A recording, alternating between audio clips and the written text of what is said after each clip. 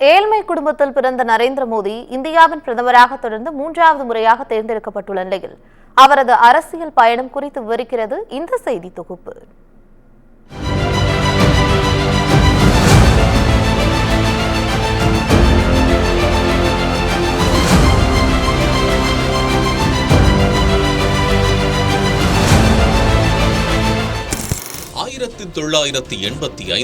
பாஜகவில் இணைந்த நரேந்திர மோடி 1987 நடந்த அகமதாபாத் மாநகராட்சி தேர்தலில் பாஜக வெற்றி பெற வித்திட்டார்.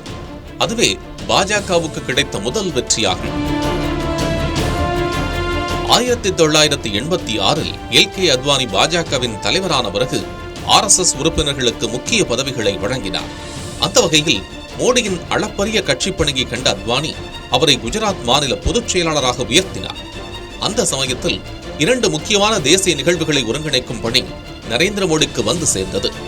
அதில் ஒன்று 1990 சோம்நாத் முதல் அயோத்தி வரையிலான அத்வானியின் ராமரத யாத்திரையை ஒருங்கிணைத்தார்.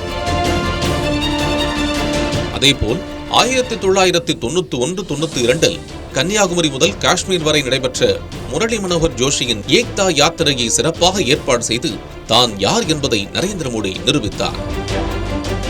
1992 குஜராத் பாஜக எம்பி சங்கர் சிங் வகேலாவுடன் ஏற்பட்ட உட்கட்சி பூசல் காரணமாக அரசியலிலிருந்து விலகியிருந்த மோடி பின்னர் 1994 மீண்டும் அரசியலுக்கு திரும்பினார். அத்வானியின் வற்புறுத்தலின் பேரில் கட்சியின் செயலாளரான மோடி 1995 குஜராத் சட்டசபை தேர்தலுக்கு வியூகம் அமைத்து பாஜகவின் வெற்றிக்கும் வழிவகுத்தார். தொடர்ந்து 1996 பாஜகவின் பொதுச் செயலாளராக நரேந்திர மோடி நியமிக்கப்பட்டார். இதையடுத்து பாஜக தேசிய செயலாளராக மோடி தேர்வாகி புதுடெல்லிக்கு அனுப்பப்பட்டார். அங்கு ஹரியானா மற்றும் இமாச்சல் பிரதேச தேர்தல் பொறுப்பாளராக அவர் நியமிக்கப்பட்டார். அதன் பிறகு 1998 இமாச்சல பிரதேசம், குஜராத் தேர்தல் பொறுப்பாளராக அத்வானியால் மோடி நியமிக்கப்பட்டார். பின்னர் இமாச்சல பிரதேசம், பஞ்சாப், ஹரியானா, சண்டிகர், ஜம்மு காஷ்மீர் ஆகியவற்றின் பொதுச் செயலாளராக நியமிக்கப்பட்டார். 1998 அடல் பிகாரி வாஜ்பாய் பிரதமராக பதவியேற்ற போது மோடிக்கு தேசிய செயலாளர் என்ற பதவியும் அளிக்கப்பட்டது. 2001 அக்டோபர் 6 குஜராத் முதல்வராக இருந்த கேசுபாய் பட்டேல் ராஜினாமா செய்ததை தொடர்ந்து பாஜக தனிப்பெரும்பான்மை ஆதரவுடன் அக்டோபர் 7 குஜராத் மாநில முதல்வராக மோடி பதவியேற்றார். பின்னர் 2002 பிப்ரவரி 24 நடைபெற்ற குஜராத் சட்டமன்ற இடைத்தேர்தலில் ராஜ்கோட் தொகுதியில் வெற்றி பெற்று முதலமைச்சராக பதவியேற்றார். அந்த ஆண்டு பிப்ரவரி 27 நிகழ்ந்த கோத்ரா ரயில் எரிப்பு சம்பவம் நாடு முழுவதும் பெரும் அதிர்வலைகளை ஏற்படுத்தியது. இதையடுத்து முதலமைச்சர் பதவியை ராஜினாமா செய்த மோடி அதே ஆண்டு நடந்த சட்டப்பேரவை தேர்தலில் வெற்றி பெற்று 2வது முறை ஆட்சி அமைத்தார். பின்னர் 2007, 2012 ஆகிய தேர்தல்களிலும் தொடர்ந்து வெற்றி பெற்று தொடர்ந்து 4வது முறையாக குஜராத் முதலமைச்சரானார். இதன் மூலம் குஜராத்தில் நீண்டகால முதலமைச்சராக இருந்தவர் என்ற சாதனையை படைத்தார் நரேந்திர மோடி.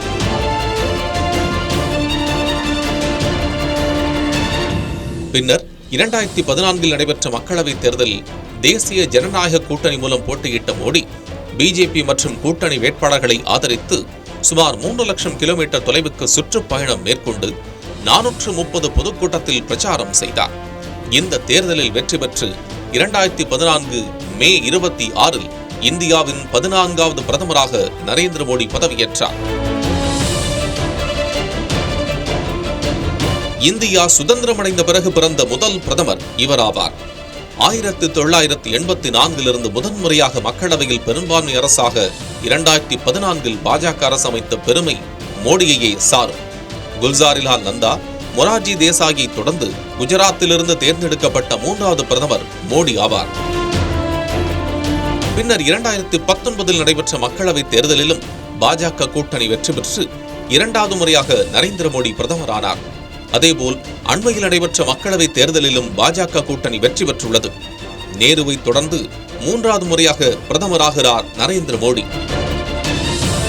முதன்முறையாக MLA ஆனபோதே குஜராத் முதலமைச்சரானார் மோடி.